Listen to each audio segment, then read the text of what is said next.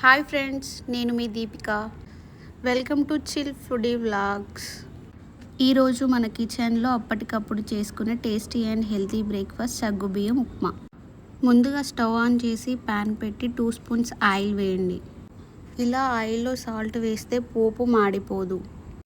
Oil heat ఎక్కాక 1/2 tea spoon జీలకర్ర, 1/2 tea spoon ఆవాలు, కొంచెం శనగపప్పు, కొన్ని పల్లీలు, కొన్ని మినప్పప్పు కొంచెం వేగే వరకు ఫ్రై చేయండి. వేగాక పచ్చిమిర్చి వేసి కలపండి. పచ్చిమిర్చి వేగాక కొన్ని ఉల్లిపాయలు వేసి కలపండి.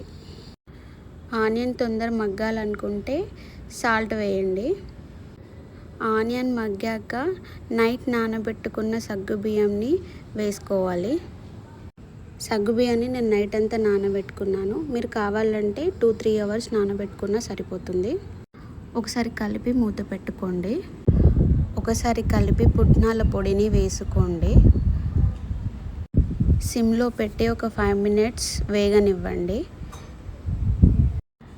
వేగాక కట్ చేసి పెట్టుకున్న కొత్తిమీరని యాడ్ చేసుకోండి.